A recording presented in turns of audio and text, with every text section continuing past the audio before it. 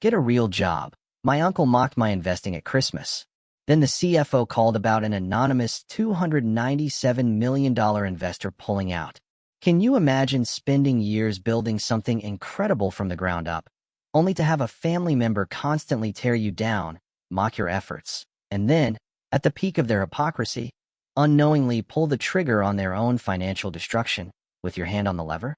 That's exactly what happened to my Uncle James this past Christmas, and the sheer audacity of it all still makes my blood boil. Every single Christmas dinner with Uncle James was a performance. A really draining, condescending performance. You know that gut-wrenching feeling when someone you love, who's supposed to be proud of you, just takes every opportunity to diminish you? That was my annual dose of holiday cheer. He'd hold court at his massive mahogany dining table, all gleaming crystal and fancy silverware, and lecture everyone, especially me. But this year was different. This year, his entire world crumbled right before his eyes, and the irony? It was me who initiated the collapse. I can still picture him, pointing his fork right at me across the table, his voice dripping with that familiar, patronizing sneer. "Gandalf," he said, loud enough for all 23 family members present to hear. "When are you going to stop playing with your little stock games and get a real job? Leave investing to the professionals who actually know what they're doing." The room went silent, a hush falling over the usual festive chatter as everyone turned to watch the annual humiliation ritual. I just kept my face blank, calmly unwrapping some tie-shaped gift. Inside, though, my phone was buzzing against my leg like crazy. Patricia Williams, my CFO. And I knew, deep down, exactly what that call meant. Her voice, when I finally answered, discreetly of course, was urgent, almost a whisper, but it sliced through the dying dinner conversation like a cold steel blade. "Sir," she said, "your anonymous investor is withdrawing all $297 million immediately."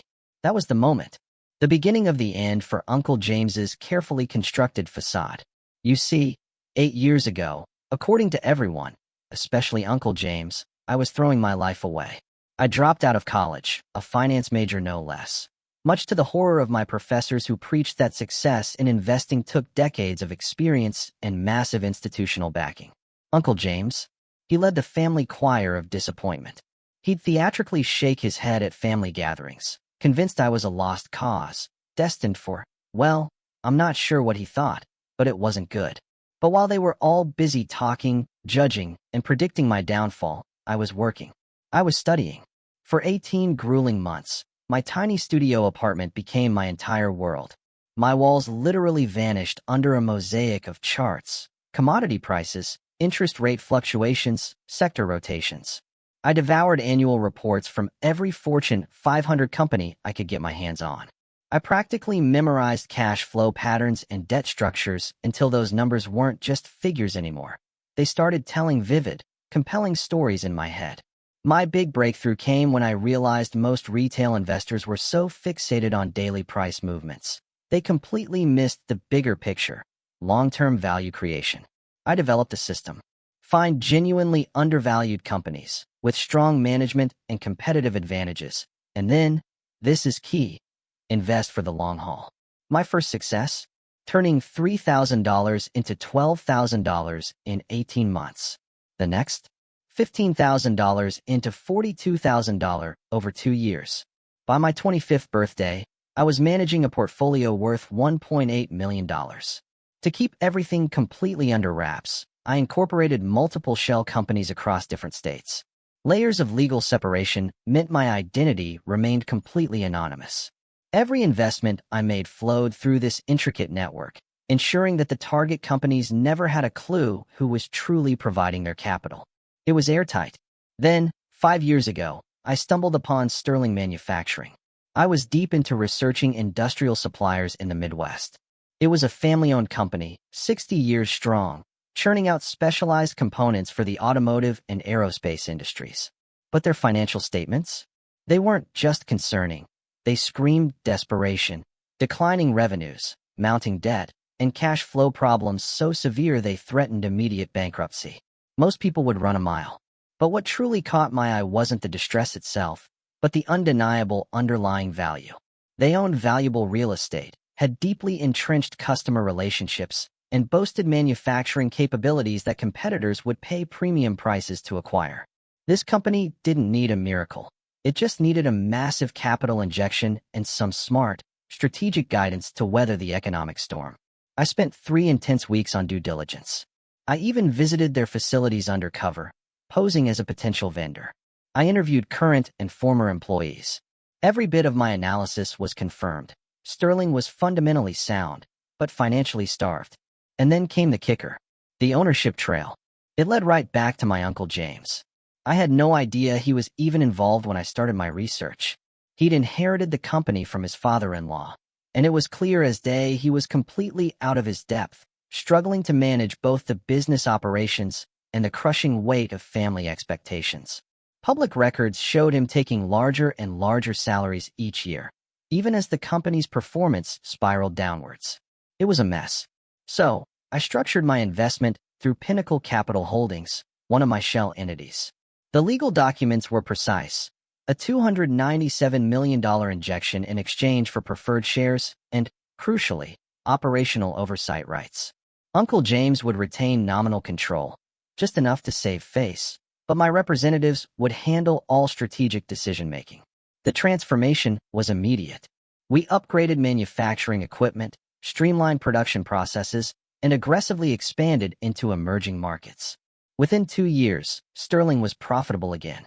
By year 4, they were industry leaders in 3 separate product categories. It was a genuine turnaround. And Uncle James? He took all the credit. Every single bit of it. He gave interviews to trade publications, pontificating about his visionary leadership and innovative business strategies. He never once mentioned the mysterious investor who had literally pulled his company back from the brink of bankruptcy. At family gatherings, he'd lecture everyone about proper business management, while I sat there quietly, listening to him appropriate my work, my strategies, my money. My cousin Sarah, a corporate attorney in Chicago specializing in M&A, would often talk about how impressed she was with Uncle James's business acumen. He really found his groove as a leader, she'd say, completely unaware that every major decision was actually mine. Cousin Tom worked in Sterling's accounting department, a position Uncle James had created for him after Tom graduated community college. Tom frequently shared stories about the company's mysterious benefactor, describing him like some kind of guardian angel who appeared when things seemed utterly hopeless. Even my grandmother Helen, our family matriarch, watched these conversations with knowing eyes. She'd built her own successful catering business from nothing back in the 60s, and she recognized genuine entrepreneurial thinking when she saw it. Sometimes, I'd catch her studying my face when Uncle James launched into his elaborate tales of business success. She knew. So, back to that Christmas dinner. The familiar pattern was unfolding. Uncle James, holding court, regaling everyone with tales of his strategic brilliance, all while publicly dismissing my investment work as gambling with other people's money. The irony? It was suffocating. My phone buzzed again. Patricia Williams calling back. Tense. Urgent. My CFO had no idea she was speaking to the very investor whose departure would absolutely shatter everything Uncle James claimed to have built. Uncle James excused himself from the dining room, claiming urgent business matters. His face had gone pale when his phone started buzzing repeatedly during my earlier call with Patricia. The rest of the family kept eating, but I noticed his wife, Margaret, kept glancing towards the hallway where he'd disappeared. Uncle James has been so stressed lately, Sarah commented, cutting into her prime rib. He keeps getting calls at all hours about company issues. I offered to help review some contracts, but he said everything was under control. Tom shifted uncomfortably in his seat. Actually, things have been weird at the office. Management keeps having closed-door meetings, and there are rumors about budget cuts after the holidays. But Uncle James keeps telling everyone that business is better than ever. Grandmother Helen put down her fork and looked directly at me, her eyes as sharp as ever. Gandalf, you've been awfully quiet tonight. Usually, you have more to say when business topics come up. I chose my words carefully. I'm just listening. Sometimes you learn more by observing than by talking. The conversation drifted back to family updates and holiday plans, but my mind was racing. I was mentally reviewing the withdrawal timeline I'd established with my legal team. The process would take 72 hours to complete. During that time, Sterling Manufacturing would receive formal notification of the anonymous investor's departure. Uncle James would have exactly 3 days to find alternative financing or begin bankruptcy proceedings. 5 years ago, when I first invested in Sterling, the company employed 412 people across 3 manufacturing facilities. Uncle James had inherited a workforce that trusted the family name, believed in the company's mission. These weren't abstract numbers in a financial model.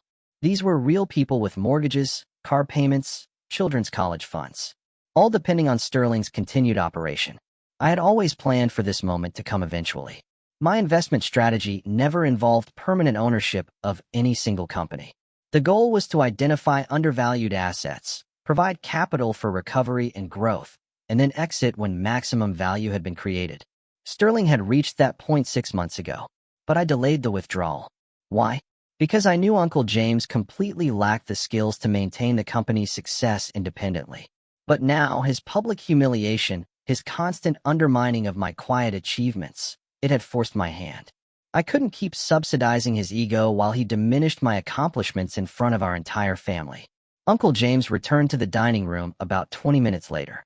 His confident demeanor had completely evaporated, replaced by palpable anxiety. His hands trembled slightly as he reached for his wine glass.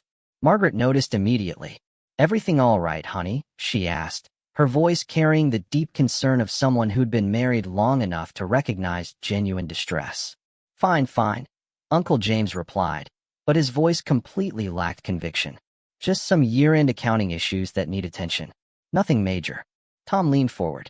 "Is this about the investor situation everyone's been whispering about? Some of the guys in accounting think there might be changes coming." Uncle James's face darkened. "There are no investor situations. Sterling Manufacturing has never been stronger. Anyone spreading rumors about financial problems is misinformed and should focus on their own responsibilities." But his phone kept buzzing throughout the rest of dinner, each notification making him more agitated. Finally, he stood up abruptly, his chair scraping against the hardwood floor. "I need everyone to listen carefully," Uncle James announced, his voice cutting through the family chatter. "Sterling Manufacturing is facing a potential challenge from our primary investor. This investor has been with us for several years, providing crucial financial support during our growth phase." The room fell silent. Margaret's wine glass stopped halfway to her lips. "The situation is manageable," Uncle James continued, "but it may require some temporary adjustments to our operations. I wanted you all to hear this from me directly rather than through rumors or speculation." Sarah put down her napkin. "What kind of adjustments are we talking about?" "Possible workforce reductions, delayed expansion projects, maybe some facility consolidations." Uncle James's voice was steady, but I could see the desperation behind his eyes. "Tom, your position is secure, but some of your colleagues might be affected." Grandmother Helen spoke into the silence that followed. "How much money are we talking about?" Uncle James hesitated. "The investor has contributed approximately $300 million over the past 5 years. If they withdraw completely, we would need to find alternative financing very quickly." The number hung in the air like smoke from a house fire. $300 million. That was more money than most of our family members would see in 10 lifetimes. The realization that Sterling's success depended entirely on this mysterious benefactor, rather than Uncle James's carefully constructed narrative about his business genius, began to sink in. "Do you have backup plans?" Sarah asked, her legal training kicking in. "Other investors lined up? Bridge financing options?" Uncle James shook his head slowly. "I've been working on developing relationships with institutional investors, but nothing concrete yet. The timeline might be challenging." Tom's face had gone white. "Uncle James, my wife is 7 months pregnant. If the company has to lay people off, your job is safe." Uncle James snapped, then immediately softened his tone. "We're not at that point yet. I'm exploring every option." But I could see in his eyes that he was lying. There were no other options. Because there never had been. For 5 years, Uncle James had been living a fantasy, truly believing his natural business acumen had transformed a failing company into an industry leader. The truth was, every success, every expansion, every innovation, it had been funded by my capital and guided by my strategy. Now, reality was collapsing around him, and he was finally understanding what I had always known. He was not the business genius he pretended to be. After dinner, while the family gathered in the living room for gift exchange and holiday movies, I retreated to Uncle James's home office. The mahogany-paneled room was filled with awards and photographs, celebrating Sterling Manufacturing's recent achievements. Every plaque on the wall represented a success that Uncle James had claimed as his own, while my actual contributions remained completely invisible. My first call was to Marcus Chun, my primary financial advisor and the brilliant architect of the shell company structure that had kept my identity hidden. Marcus confirmed that the withdrawal process was proceeding on schedule, with formal documentation to be delivered to Sterling's corporate offices on December 26th. The timing is unfortunate, Marcus noted. They'll receive the notification during the holiday shutdown, which means they won't have access to banking services or legal counsel until January 2nd. That shortens their response window considerably. I remember a grim satisfaction settling over me. Good. My second call was to Jennifer Park, the private investigator I had hired to conduct ongoing due diligence on Sterling's operations. What she told me, it made my stomach churn. Your uncle has been treating company funds as his personal checking account, Jennifer reported. Over the past 18 months, he's charged approximately $1.4 million in personal expenses to corporate accounts. That mansion you're sitting in right now? It was purchased using a company loan that has never been repaid. She detailed a pattern of financial misconduct that went far beyond poor judgment. Uncle James had been systematically draining Sterling's cash reserves to fund a lifestyle he simply couldn't afford on his legitimate salary. Company credit cards paid for luxury vacations, expensive cars, even Margaret's extensive jewelry collection. The board of directors is completely in the dark, Jennifer continued. Your shell company structure gave him autonomous control over day-to-day operations, and he's been filing fraudulent expense reports to cover his tracks. I hung up and just stared at the family photographs covering Uncle James's desk. Pictures of company picnics, retirement parties, holiday celebrations. Hundreds of Sterling employees who had no idea their jobs depended on the whims of a man who was literally stealing from their very paychecks. Grandmother Helen appeared in the doorway carrying 2 cups of coffee. I thought you might need some caffeine. You look like someone who's processing difficult information.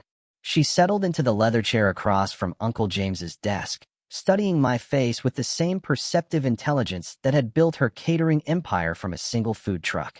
How long have you known? She asked quietly. Don't insult my intelligence, Gandalf. I've been watching you during these family gatherings for years. You never react to James's stories the way someone would if they were hearing about business strategies for the first time. You respond like someone who already knows the details because you lived through them yourself. I sipped my coffee, considering how much to reveal. Grandmother Helen had always been the family's moral compass, the person everyone turned to when difficult decisions needed to be made. If anyone deserved the truth, it was her. Sterling Manufacturing would have filed for bankruptcy 5 years ago without outside intervention, I said carefully. Uncle James inherited a company that was drowning in debt and losing market share to more efficient competitors. And someone provided the capital to turn things around, she continued, her eyes never leaving my face. Someone who understood the business well enough to make exactly the right strategic decisions. The investment was structured anonymously to protect both parties, I replied. Grandmother Helen smiled. You always were the smartest one in this family. Even as a child, you could see patterns that everyone else missed. When you dropped out of college, I knew you had a plan. James thought you were throwing your life away, but I could see you were building something. From the living room came the sound of children laughing and adults discussing holiday movies. Our family was enjoying their Christmas celebration while the very foundation of their financial security was crumbling in real time. What happens now? Grandmother Helen asked. That depends on Uncle James, I replied. He can either acknowledge reality and accept help, or he can continue pretending to be something he's not until everything collapses. She nodded slowly. Pride has always been James's weakness. His father-in-law built Sterling through decades of careful planning and conservative management. James inherited success and convinced himself he had created it. My phone buzzed with another urgent message from Patricia Williams. The CFO was clearly discovering the extent of Uncle James's financial mismanagement as she prepared documentation for the investor withdrawal. The audit trail was revealing expenditures that couldn't be justified by any legitimate business purpose. It was all unraveling fast. When I rejoined the family in the living room, Uncle James was fielding more phone calls in the kitchen. I could hear fragments of conversation as he pleaded with various business contacts, describing Sterling's situation in increasingly desperate terms. None of them were offering the kind of immediate financing that would prevent disaster. Tom approached me during a quiet moment, his face creased with worry. "Gandalf, can I ask you something private?" We stepped onto the back patio, where the December cold provided a momentary shield from the rest of the family. "I've been working at Sterling for 3 years," Tom began, "and I've seen things that don't add up. Uncle James takes credit for decisions that come from somewhere else. He'll announce a new strategy on Monday, but the implementation plans are always ready immediately, like someone else had already worked out all the details." Tom paused, studying my expression. "The other thing is, he spends money like someone who doesn't understand where it comes from. This month, he bought a new BMW and charged it to the company fleet budget. When I pointed out that we were over budget, he told me not to worry about accounting details. I listened without commenting, letting him get it all out." Tom continued, his voice softer now. "My wife thinks I should look for another job, just in case. But Sterling is the best employer in our area, and with the baby coming, I can't afford to take risks. Do you think Uncle James is telling the truth about having everything under control?" Before I could answer, the kitchen door opened and Uncle James stepped outside, his phone pressed to his ear. "I understand your position, but this is a temporary liquidity issue, not a fundamental business problem," he was saying, his voice strained. "Sterling Manufacturing has been profitable for 4 consecutive years. We're just experiencing a single investor departure that requires bridge financing." Whoever was on the other end of the call was clearly not interested. Uncle James's voice became more strained, almost a whine. "What do you mean you need collateral? The company itself is worth 10 times what I'm asking for. Our manufacturing facilities alone are valued at over $50 million. The call ended abruptly. He noticed Tom and me standing there. "Everything's fine," he said automatically, but his hands were shaking. "Just working through some temporary financing arrangements." He tried to play it off, but his eyes, they told a different story. Uncle James was finally beginning to understand that 5 years of borrowed success was about to come crashing down, and he had no idea how to prevent it. The next morning arrived, gray and cold, with fresh snow covering Uncle James's perfectly manicured lawn. I'd spent most of Christmas night researching Sterling's current financial position through my various corporate networks. The situation was even worse than I had anticipated. Uncle James had scheduled an emergency board meeting for December 26th, calling in all 5 board members despite the holiday. Through my network of corporate contacts, I learned that he was planning to present a modified version of the truth, downplaying both the investor withdrawal and his personal financial misconduct. He was still trying to control the narrative. Margaret cornered me in the kitchen while I was making coffee, her face drawn with exhaustion. She had clearly been awake most of the night, worrying. "Gand," she said, her voice barely above a whisper. "I need to ask you something, and I need you to be completely honest with me. Do you think James is in real trouble?" I measured my words carefully. "What makes you think there might be a problem?" "Last night, after everyone went to bed, I found him in his office going through financial documents. He was adding up numbers on a calculator, and when he saw me, he quickly put everything away. James never hides business information from me unless something is seriously wrong." Margaret poured herself a cup of coffee with trembling hands. "This house, our cars, the country club membership, all of it depends on Sterling's success. If the company fails, we lose everything. We have less than $30,000 in personal savings because James always said the company was our retirement plan." The stark reality of their situation hit me hard. She was just as much a victim of his deception as anyone. The kitchen door swung open, and Uncle James entered, looking like he hadn't slept at all. His usually immaculate appearance was disheveled, and his eyes had the hollow, haunted look of someone facing inevitable disaster. "Good morning," he said, attempting his usual cheerful tone, but completely failing. "I hope everyone's ready for another family day.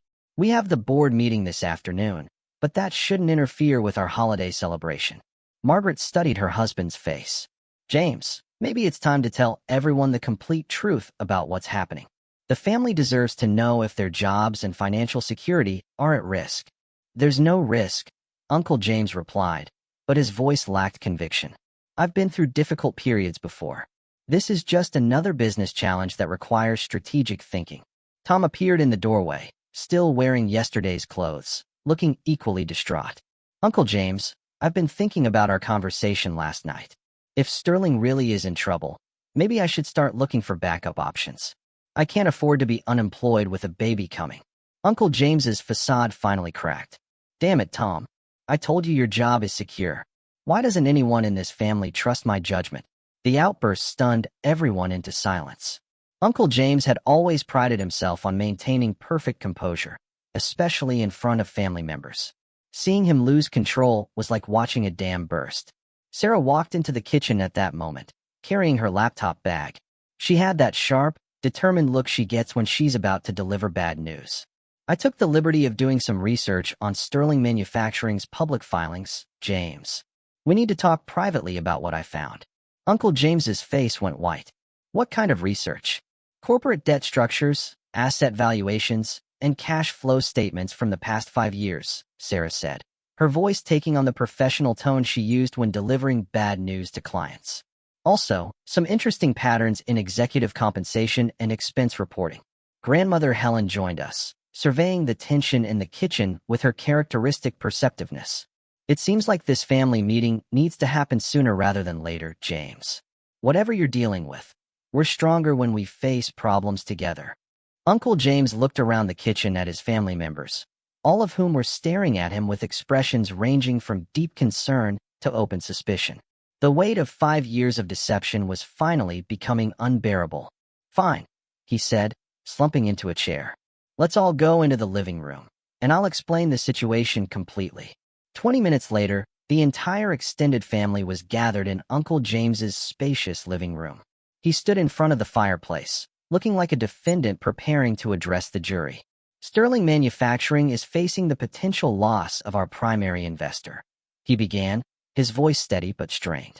This investor has provided approximately $300 million in capital over the past 5 years, and they have decided to withdraw their funding. Shocked murmurs rippled through the room.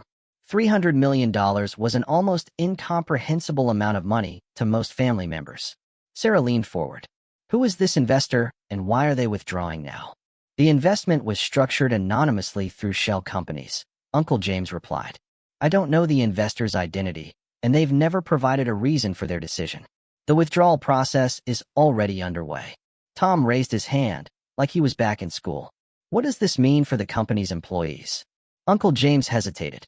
We would need to implement significant cost reductions immediately. Workforce reductions, facility closures, possibly selling off valuable assets to maintain basic operations. Margaret spoke for the first time, her voice raw. James, tell them about the personal expenses. The room went completely silent. Uncle James shot his wife a look that could have melted steel. What personal expenses? Sarah asked, her attorney instincts fully engaged. Margaret's voice was barely audible. James has been using company funds for some of our personal purchases. This house, our cars, various other expenses. He always said it was a temporary loan arrangement. The revelation hit the family like a physical blow. Uncle James had not only mismanaged their financial future, he had been stealing to maintain his lifestyle. Grandmother Helen's voice cut through the silence, sharp and clear. How much money are we talking about? Uncle James couldn't meet her eyes. Approximately $1.4 million over the past 18 months, but it was always intended as a loan against future profits. Sarah stood up abruptly. James, that's embezzlement. If Sterling goes bankrupt and creditors start auditing the books, you could face criminal charges. The family erupted into heated conversations as everyone tried to process the magnitude of the crisis. Uncle James had not only destroyed their financial security, he had potentially committed felonies that could send him to prison. Tom looked like he might vomit. Uncle James, if the company collapses and investigators find evidence of financial misconduct, won't that affect everyone who worked there? Our reputations, our ability to find other jobs. Uncle James finally lost his composure completely. I never meant for any of this to happen. Sterling was supposed to recover on its own after the initial investment. I thought I could repay everything before anyone noticed.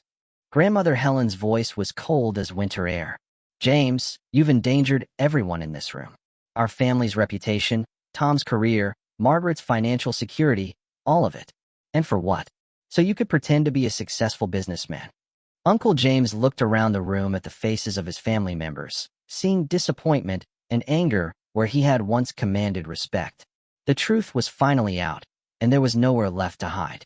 But he still didn't know the most important truth of all. The mysterious investor whose departure would destroy everything he had built was sitting right there in his living room, listening to every single word. I waited until the family meeting ended, and everyone dispersed to process what they had learned. Uncle James retreated to his study while Margaret went upstairs with a migraine, clearly shattered. The house felt heavy, suffocating, with the weight of revealed secrets and uncertain futures. I knocked on the study door around 4 o'clock that afternoon. Uncle James was sitting behind his desk, staring blankly at spreadsheets that showed Sterling's financial position without my continued investment. The numbers told a story of immediate bankruptcy and total collapse. "Come in," he said without looking up, his voice flat. "I suppose you want to discuss how this affects your relationship with Tom." I closed the door behind me and took the seat across from his desk. "Actually, I want to discuss how this affects your relationship with me." Uncle James finally raised his eyes, confusion replacing despair on his face. "I don't understand." I reached into my jacket and pulled out a folder containing documents I had prepared months ago in anticipation of this exact moment. The first page showed the corporate structure of Pinnacle Capital Holdings, including my signature as managing partner. Uncle James stared at the document for several seconds before the implications finally registered. His face went through a rapid series of expressions: confusion, then dawning recognition, utter disbelief, and finally, pure, bone-chilling shock. "You're the anonymous investor," he whispered, the words barely audible. "I've been Sterling Manufacturing's primary investor for 5 years," I replied calmly, my voice steady. "Every dollar of the $297 million you mentioned came from my investment portfolio." Uncle James's hands started shaking violently as he flipped through the documentation. Bank transfer records, board resolutions, strategic planning documents, all bearing my corporate signature or showing transfers from my shell companies. "But you're just a kid who plays with stocks," he stammered, his voice barely audible. "You dropped out of college. You don't have any real business experience." I leaned back in my chair, watching him process the complete, agonizing destruction of his entire worldview. "I've been managing investment portfolios since I was 22 years old. My personal net worth is approximately $43 million. Sterling Manufacturing represents about 6% of my total holdings." Uncle James set the documents down with trembling hands. "Why? Why did you invest in my company if you knew I was incompetent?" "Because Sterling had excellent fundamentals beneath the poor management," I replied. "Valuable real estate, strong customer relationships, quality manufacturing capabilities. The company just needed capital and strategic guidance." "Strategic guidance that came from you," Uncle James said, understanding finally dawning, cold and hard. "Every major decision over the past 5 years originated from recommendations by my consulting team. Equipment upgrades, market expansion, operational improvements, all of it. You implemented my strategies and took credit for the results." Uncle James buried his face in his hands. "Jesus Christ, Gandalf. The whole family thinks I'm some kind of business genius. Board members come to me for advice. Industry publications quote my insights about manufacturing trends. None of which you actually developed," I said, without malice, just stating a fact. "You've been living in a fantasy where your natural abilities transformed a failing company. But Sterling's success was always artificial, completely dependent on my continued capital and guidance." Uncle James looked up at me with something approaching desperate pleading. "What do you want? Money? An apology? I can fix the personal expense situation. I can repay every dollar I borrowed." "With what money?" I asked, cutting through his delusion. "You don't have $1.4 million in personal assets. Your house is mortgaged to the company. Your cars are leased through corporate accounts. And your stock portfolio is worth less than $50,000. The brutal reality of his situation was finally sinking in. Without my continued investment, Uncle James would lose not only his company, but also his entire personal lifestyle. Everything he owned depended on Sterling's success, and Sterling's success depended entirely on me. "There has to be a way to work this out," Uncle James said, his voice taking on a desperate, pleading tone. The family, the employees, the community, they're all depending on Sterling. You can't just destroy hundreds of lives because of a personal disagreement. I studied his face, seeing desperation, yes, but no genuine remorse for the years of condescension and public humiliation. James, this isn't about revenge. It's about the fact that you've proven yourself incapable of managing a company responsibly. Your embezzlement alone disqualifies you from continued leadership. Uncle James stood up abruptly, his chair rolling backward into the bookshelf with a crash. Fine. I made some mistakes with company funds, but that doesn't give you the right to destroy everything.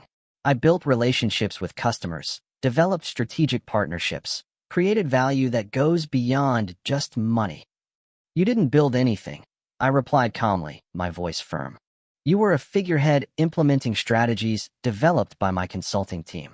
Every customer relationship, every strategic partnership, every innovation came from work that I funded and directed. Uncle James began pacing behind his desk, his desperation transforming into raw anger. So what's your endgame here? You reveal yourself as the mystery investor, humiliate me in front of the entire family, and then walk away? Leave 400 people unemployed just to prove how smart you are? I had anticipated this response. Uncle James's pride wouldn't allow him to acknowledge his incompetence, even when faced with overwhelming evidence. He would rather see Sterling collapse than admit he needed my help to succeed. I'm willing to continue my investment under modified terms, I said, pulling out a second folder. Complete management restructuring with you removed from all operational authority. Professional oversight of financial controls to prevent future embezzlement. Restitution plan for misused corporate funds. Uncle James snatched the document from my hands, scanning the conditions I had outlined. His face reddened as he read through the requirements. This is humiliating, he spat. You want me to become a powerless figurehead in my own company. Admit publicly that I've been incompetent. Submit to oversight like some kind of criminal. You are a criminal, I replied, my voice hard. Embezzling $1.4 million is a felony. The only reason you're not facing prosecution is because I'm the primary victim, and I haven't filed charges. Uncle James threw the contract onto his desk. I won't do it. I won't let some college dropout turn me into a laughingstock. Sterling Manufacturing is my legacy, my family's heritage. I'd rather see it destroyed than handed over to someone who doesn't understand what it means. I stood up, gathering my documents. Then that's exactly what's going to happen. The withdrawal process completes in 48 hours. After that, you'll have approximately 2 weeks to find alternative financing before bankruptcy becomes inevitable. Uncle James's face was purple with rage. You think you can just waltz in here and destroy lives without consequences? The family will never forgive you when they learn what you've done. Tom loses his job. Margaret loses her home. Hundreds of employees lose their livelihoods. All because your ego couldn't handle some friendly criticism about your investment hobby. I paused at the door, looking back at a man who still couldn't understand that his own incompetence and criminal behavior had created this crisis. James, you have one advantage in this situation, I said, my voice low. You know who I am, but the family doesn't. That gives you 48 hours to figure out how you want to explain what's about to happen. I left him sitting alone in his study, surrounded by awards and photographs celebrating success that had never actually been his. The truth was finally out between us. But Uncle James still had one last card to play. The question was whether his pride would allow him to destroy the entire family's respect for me rather than accept responsibility for his own failures. I should have anticipated that Uncle James would choose destruction over humility. When the family gathered for dinner that evening, his demeanor had completely changed. Gone was the desperate, pleading man from our private conversation. In his place sat someone who had found a new, chilling source of confidence and was preparing to unleash it. I need everyone's attention, Uncle James announced, cutting through the dessert chatter as Margaret served apple pie. I've discovered some important information about Sterling's situation that changes everything. Sarah looked up, her fork pausing. Did you find alternative financing?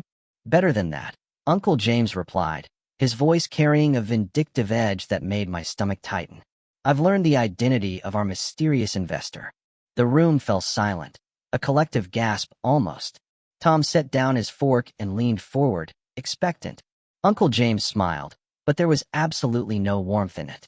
The person who has been funding Sterling Manufacturing for the past 5 years. The person who is now withdrawing their support and potentially destroying 400 jobs is sitting right here at this table. Every head turned, scanning the faces around the room. Family members studying each other for signs of hidden wealth and shocking deception. And then he pointed directly at me. It's Gandalf. Our own family member has been secretly manipulating my company, taking credit for business decisions, and now withdrawing his support out of pure spite. The accusation hit the family like a bomb. Shocked silence gave way to confused murmurs, then angry whispers, as everyone tried to process this unbelievable revelation. Grandmother Helen was the first to speak, her voice trembling. Is this true, Gandalf? I had hoped to reveal the truth under different, calmer circumstances, but Uncle James had forced my hand. Yes, I said, my voice clear and steady. I am the anonymous investor in Sterling Manufacturing. The room erupted into chaos. Tom looked like he'd been slapped across the face. Margaret started crying openly. Sarah immediately pulled out her phone, already researching the legal implications, I presumed. Uncle James stood up, his voice rising above the family commotion, thick with theatrical outrage. For 5 years, this manipulative little schemer has been controlling my company from the shadows. Every business decision, every strategic choice, every success that we celebrated was actually his work. And now, because I hurt his feelings at Christmas dinner, he's decided to destroy everything out of revenge. That's not true, I said calmly, but Uncle James wasn't finished. He was on a roll, fueled by his own twisted narrative. He let me believe I was running my own company while he pulled the strings like some kind of puppet master. He watched me give interviews to trade publications, accept industry awards, and build a reputation based on his work. And he enjoyed every minute of it, because it fed his ego to know something the rest of us didn't. Tom's face had gone white. He looked at me, a flicker of betrayal in his eyes. Gandalf, is this why you never seemed surprised by Uncle James's business stories? You already knew everything because you were making the decisions yourself. Uncle James seized on Tom's reaction, pressing his advantage. Exactly. He's been sitting at these family dinners for years, listening to us praise achievements that were actually his, letting us believe in a version of reality that was completely false. And the whole time, he was planning this moment when he could pull back the curtain and humiliate us all. Margaret looked between her husband and me, her face streaked with tears. Gandalf, if you've been supporting the company all this time, why are you stopping now? Don't you care about what happens to the employees? Before I could answer, Uncle James jumped in with his twisted version of events. Because he's arrogant and vindictive, he can't stand the fact that someone called him out for playing with stocks instead of getting a real job. So he's decided to punish the entire family by destroying Sterling Manufacturing. Sarah, who had been quietly tapping away on her phone, looked up, her expression now different, much more dangerous. James, I've been reviewing Sterling's financial records while you were talking. The personal expense irregularities we discussed this morning total $1.4 million. If Gandalf has been the primary investor, then you've been stealing from him for 18 months. Uncle James's confidence faltered, visibly. Those were loans against future company profits. Legitimate compensation for my management services. Embezzlement, Sarah corrected firmly, her voice sharp. You took money that belonged to the company's investor without authorization. That's a felony, regardless of your intentions. Grandmother Helen had been listening to everything, her understanding growing with each exchange. She finally spoke, her voice clear and strong. James, let me see if I have this correct. Gandalf invested his own money to save your company from bankruptcy. You took credit for the success that his investment made possible. Then you stole over $1 million of his money for personal expenses. And now you're angry because he's choosing not to continue funding your incompetence and criminal behavior. Uncle James's face reddened further. He manipulated the entire family. He let us believe a lie for 5 years while he secretly controlled everything. That's not normal behavior. That's the action of someone with serious psychological problems. Tom had been processing everything in stunned silence. But now, he looked directly at me, his voice heavy with disappointment. Gandalf, I need you to explain this from your perspective, because right now it sounds like you deliberately deceived our entire family while playing games with our livelihoods. I stood up. knowing that this moment would determine how the family viewed me for the rest of our lives. 5 years ago, Sterling Manufacturing was 2 months away from bankruptcy. James had inherited a profitable company and driven it into the ground through poor management and excessive personal spending. 112 people were going to lose their jobs. I pulled out the folder of financial documents I brought to dinner. I invested $297 million of my own money to save those jobs. Every strategic decision that transformed Sterling from a failing company into an industry leader came from my consulting team. James implemented our recommendations and took full credit for the results. Sarah examined the documents, her legal training evident in how she quickly analyzed the corporate structure and investment timeline. These records show that Gandalf's investment came with specific strategic requirements. James wasn't just a figurehead. He was contractually obligated to implement certain business practices. Uncle James scoffed. So he admits to manipulating my decision-making for 5 years. He admits to saving your company and 400 jobs, Grandmother Helen corrected sharply. The question is why he's withdrawing his support now. I looked around the table at my family members, seeing a mix of confusion, disappointment, and a dawning understanding in their faces. Because James has been embezzling company funds to maintain a lifestyle he can't afford.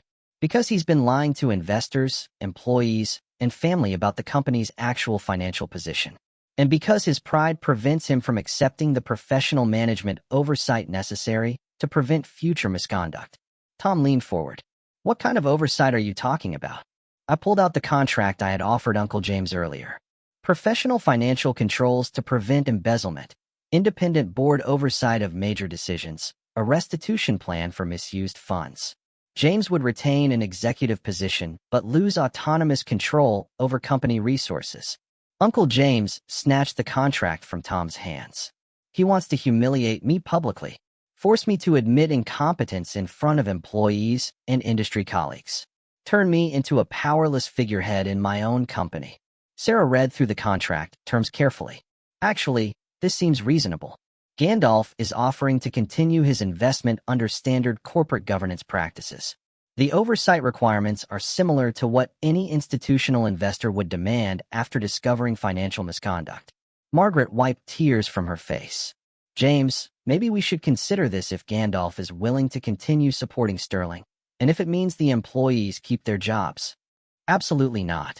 Uncle James said firmly, his voice rising again. I won't be dictated to by someone who has been manipulating our family for years. Sterling Manufacturing is my responsibility, and I'll find a way to save it without surrendering control to a college dropout who thinks he knows better than everyone else. Grandmother Helen's voice cut through the tension like a blade. James, you've had 5 years to prove you could run Sterling successfully on your own. The only reason the company survived is because Gandalf provided the capital and strategic guidance you couldn't. Your pride is about to destroy 400 jobs and bankrupt your own family. Uncle James looked around the table, seeing that family opinion was rapidly turning against him. His last desperate gambit, to make me the villain, was failing. The evidence of his own incompetence and criminal behavior was simply too overwhelming. Tom spoke quietly, his voice heavy with disappointment. Uncle James, I think you need to accept Gandalf's offer. My wife and I can't afford for Sterling to collapse. If there's a way to save the company and the jobs, we have to take it.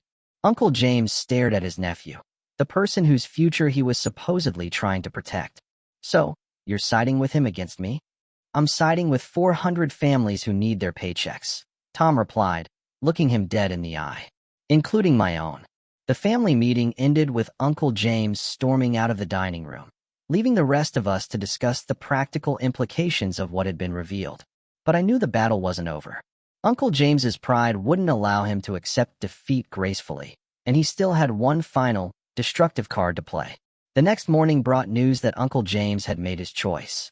Instead of accepting my offer to continue funding Sterling under professional oversight, he had called an emergency press conference. His announcement? The company was closing permanently due to investor abandonment and family betrayal. Standing in front of Sterling's main manufacturing facility, Uncle James told local reporters that an unnamed family member had withdrawn crucial financial support for personal reasons, making continued operations impossible. He portrayed himself as the ultimate victim, A noble businessman betrayed by a vindictive relative who valued ego over employee welfare. The story dominated local news throughout the day. Mysterious investor destroys local company, read the headline in the evening paper. Uncle James had successfully shifted public blame away from his own incompetence and criminal behavior, painting me as the villain in Sterling's destruction. It was infuriating and predictable.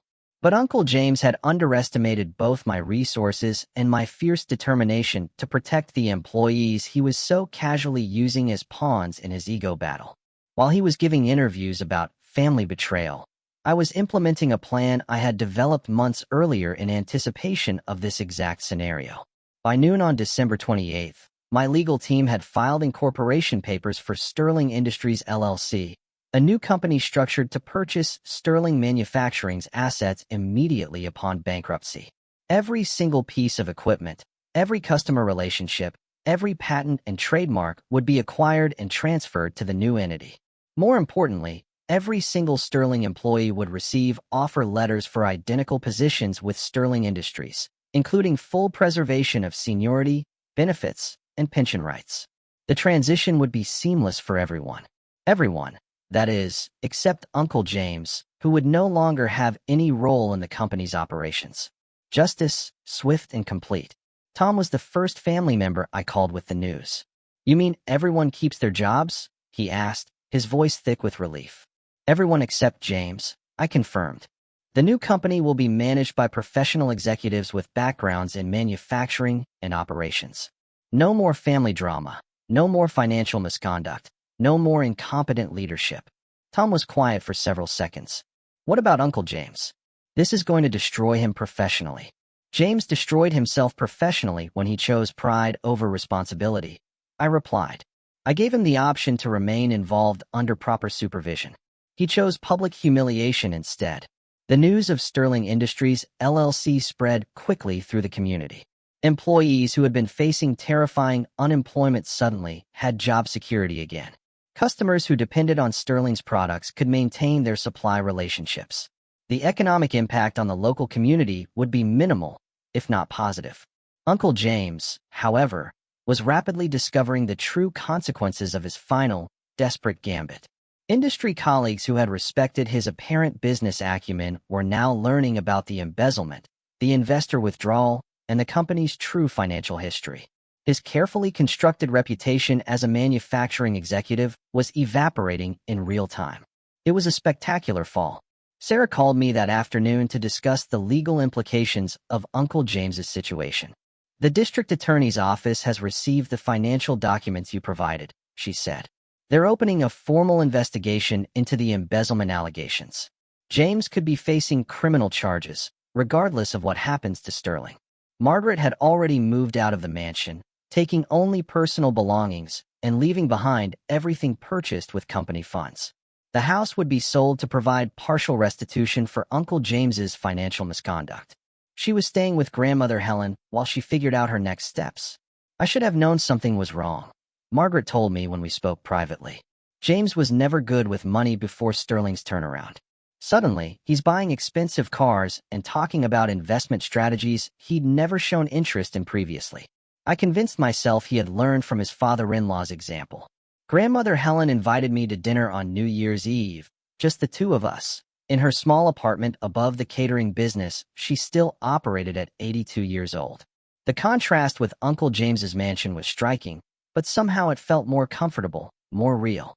"I'm proud of you," she said as we shared a simple meal of soup and sandwiches. "Not because you're wealthy or because you saved those jobs, but because you handled an impossible situation with integrity." I had been questioning whether I'd made the right choices throughout this entire ordeal. Had I destroyed Uncle James's life, his marriage, his career, his reputation? All of it. Grandmother Helen shook her head, her gaze firm. "James destroyed his own life through years of lies, theft, and arrogance. You gave him multiple opportunities to accept responsibility and make things right. He chose pride over redemption every single time." She was right, of course, but the victory still felt hollow. I had proven my business competence and exposed Uncle James's incompetence, but the cost had been enormous. Our family was fractured, possibly permanently. Uncle James would likely face criminal prosecution. Margaret was starting over at 60 years old with minimal savings. It was a heavy burden. 6 months later, Sterling Industries LLC was operating successfully under professional management. The company had expanded into 2 new product lines and hired an additional 47 employees. Tom had been promoted to accounting supervisor, a position that better utilized his education and gave him oversight responsibilities he had never been allowed under Uncle James's leadership. He was thriving. Uncle James pleaded guilty to embezzlement charges in exchange for a reduced sentence of 18 months in federal prison. The restitution agreement required him to surrender all assets purchased with company funds, including the mansion, luxury cars, and country club membership. He would be released with nothing except the Social Security and pension benefits he had earned before inheriting Sterling. A stark, brutal comeuppance. Margaret found work as a bookkeeper for a small nonprofit organization, earning less than she had been accustomed to, but taking pride in honest employment. She had filed for divorce during Uncle James's trial, citing irreconcilable differences and the discovery of financial deception she could never forgive. Some betrayals, once uncovered, simply can't be healed. The family gradually healed, though relationships were permanently changed. Tom and Sarah maintained close contact with me, genuinely appreciating how I had protected their financial security when Uncle James was willing to sacrifice them for his ego. They understood that my initial deception had been necessary to maintain the anonymous investment structure that protected everyone involved. They saw the bigger picture. The most important lesson I learned from this entire, messy experience was this: competence without humility becomes dangerous arrogance. Uncle James had possessed some legitimate business skills, yes, but his inability to acknowledge his limitations had transformed minor shortcomings into catastrophic failures. Success requires not just intelligence and hard work, but also the profound wisdom to seek help when facing challenges beyond your capabilities. I also learned that family loyalty has limits. Supporting someone's destructive behavior isn't love, it's enabling. True loyalty sometimes requires difficult conversations and hard choices that protect the greater good over individual pride.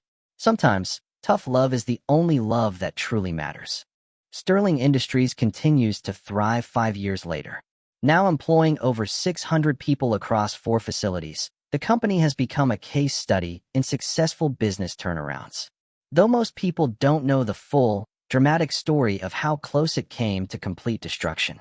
Uncle James was released from prison 14 months ago and now works as a night security guard at a warehouse outside the city. He has never apologized to the family or acknowledged his role in creating the crisis that destroyed so many relationships. Perhaps pride is a harder habit to break than I realized. A lifelong affliction. Tom's son was born healthy and strong, named Michael after the grandfather he'll never meet, but whose legacy of honest work and family dedication continues through his father. Tom often tells me that becoming a parent has helped him understand the importance of building something lasting, rather than just something impressive. The Christmas dinners at Grandmother Helen's apartment are smaller now, but infinitely more genuine. We've learned that success isn't about accumulating wealth or impressing others. It's about creating value that makes other people's lives better. The respect that matters most comes not from what you own, but from how you treat the people who depend on you. That's the real currency. Sometimes I still wonder if there was a different path through this crisis, one that could have preserved family unity while still addressing Uncle James's incompetence and criminal behavior. But I've come to accept that some people would rather destroy everything than admit they need help. The only choice you control is whether you enable their destruction or protect yourself and others from the consequences. The most valuable lesson is this: true strength isn't about proving you're right. It's about taking responsibility for outcomes, even when other people's pride prevents them from doing the same. Success means nothing if it comes at the expense of your integrity.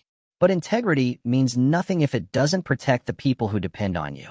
Have you ever had to make a difficult choice between loyalty to family and doing what you knew was right? Sometimes the people we love most are the hardest ones to help, especially when their pride prevents them from accepting the support they desperately need. I'd love to hear your thoughts in the comments below. If this story resonated with you, please like this video and subscribe for more real-life stories about navigating family conflicts and business challenges.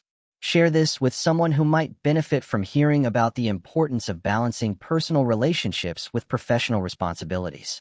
Thank you for listening to my story, and I hope it helps you think about the difference between supporting someone's success and enabling their destructive choices. Remember that sometimes the most loving thing you can do is refuse to participate in someone else's self-destruction, even when they can't understand your decision.